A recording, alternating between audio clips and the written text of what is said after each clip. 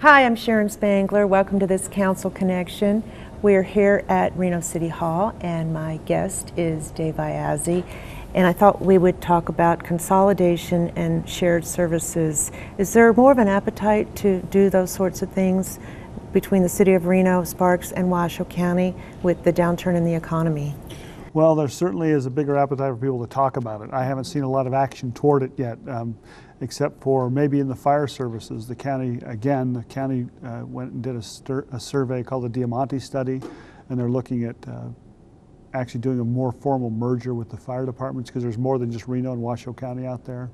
So that's the big one that we're working on right now. Did that study show that it has been a real positive advantage for the City of Reno and Washoe County to consolidate the Reno Fire Department with Truckee Meadows? Well, their study didn't even look at the City of Reno. It looked at everything outside, so we'd have to do some more studies to look at that one. I know that the Shared Services Committee has been looking at other things, but they're pretty small and minor when the dollar figures we're talking about. It's a good thing to do. I think there are some things that we could do fairly quickly if there's the appetite, but I've found a lot of people like to talk about it, but when it actually comes down to doing it, nobody wants to give up the control. Mm-hmm. I know that consolidating the Reno Police Department with Washoe County Sheriff's Department has been ongoing. Well, one of the big issues with consolidating, in fact, TUMWA, Truckee Meadows Water Authority, is working on consolidating with Washoe County Water. And one of the huge issues that you got to deal with is how do you deal with the different employee groups? You know, how does seniority work? And so there's a lot of those kind of issues that have to be worked out before you can even do something. So until you get the employees involved and have them understand and sort of buy in that this is something we ought to do, I don't think these things happen, particularly on a larger thing like the Sheriff's Department and the Police Department. If the Sheriff's Department, their bargaining group came to the Reno Police Department, their bargaining group, and they came forward with a plan to consolidate, I think we could do it in 3 months. But until they do it, I don't think it's going to happen. What about what is called the cherry picker law, where when you consolidate, like they did with the firefighters, that everybody has to get the best, the employees have to get the best of what each separate employer offered? That only works in police services. It didn't work on the fire services. Okay. So that's another stumbling block toward that. But again, that would come forward if those unions came forward with a contract they could live with. I think we could get around that provision. But I don't see that happening for a lot of other reasons. Reno Police, and these are just things I've heard. Reno Police, they don't really want to work for a sheriff, and they don't want to be stationed at a jail. They want to be on the patrol. So there's a lot of those kind of issues going on about why it would or wouldn't work. What about the enterprise fund in community development? I know that back when they started looking at shared services, the council had asked that staff take a look at consolidating the enterprise funds and somehow maybe working with other community development departments, since they're the ones that have really been hit the most since construction and building is down. That's the one I could see that we could really do fairly quickly if we all wanted to do it.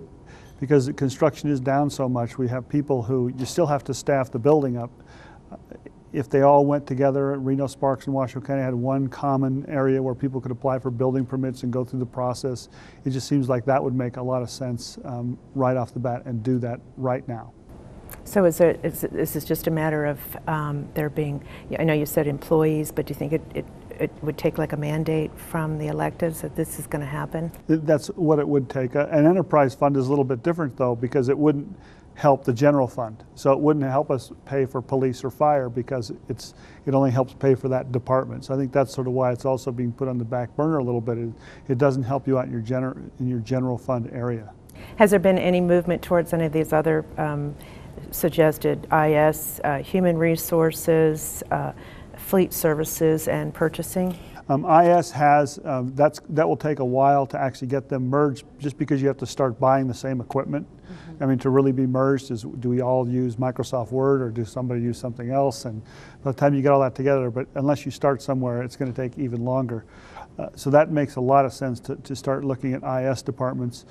Human resources also, a lot of them there's the same rules in all of the cities and counties and local governments, so that should be able to be merged fairly easily too. I know that when we formed TUMWA, we use Sparks as human resources to handle that, so that TUMWA doesn't have a human resources department that handles all that. We subcontract out to Sparks. Those are the kind of things that could happen. There are some smaller things that are happening, like through the RTC. We're trying to get the RTC to take over all of the light synchronizations in all the cities in the county, to actually be the regional transportation That's commission. a great idea. People might not see that as merging services, but I think it is. By making one group responsible for it, that helps to merge that service.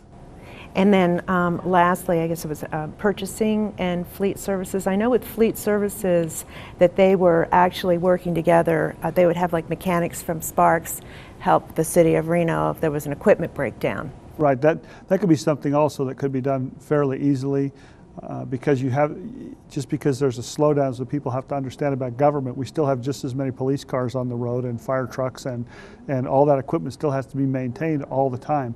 So we still have a need for mechanics and putting them together, although in the downsizing they all have to work a little harder than they have before. It's something that really could happen, and also you get to take the benefit of where they're located.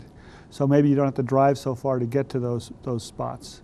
But having one supervisor overseeing all that would certainly save some money. I mean, when you have people because people are also retiring right now, so it's not necessarily you have to lay people off to do that. You take advantage of a lot of retirements and don't have to rehire for that. That's another reason to do this. It's not necessarily to lay people off, but to take advantage of the open positions that we have. Do you have any other suggestions for ways that the cities and the county could save money by consolidating, or if not consolidating completely, but sharing services?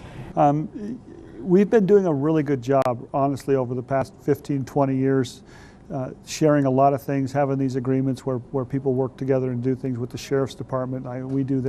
They do our CSI work for us, basically, and we do some other stuff for them.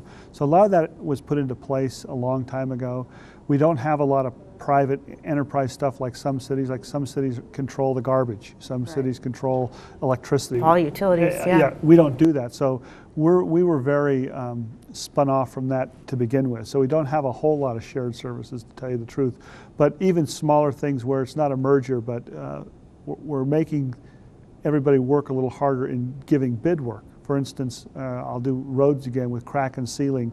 The city of Reno does crack and sealing, but there's an impetus to go say, okay, we're going to let everyone bid on who can do the best. If Sparks can give us the best bid, then their employees get to come into Reno to do that crack and sealing, and vice versa. So to try to make people operate their smaller little departments like a small business. We've talked to the last couple of times about this. You've been saying how important it is for residents to get involved in this whole process, and these are some of the things that they could be talking about and sharing their ideas. Yeah, we're still working on what the format would be to get this committee together. We got a lot of applications, and we still haven't really figured out how we're going to do it.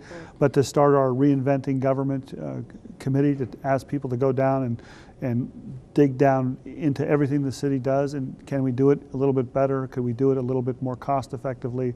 Or what are we doing too much of something that we could cut back on that and do it every 2 years instead of every year, and get that kind of advice to just redesign what the city offers the citizens for living here. What do you want to still have happen here? Great, and you can call Reno Direct, and that number is 334-INFO if you're still interested in getting involved in this whole process of reinventing government. And thank you very much for joining us. My pleasure.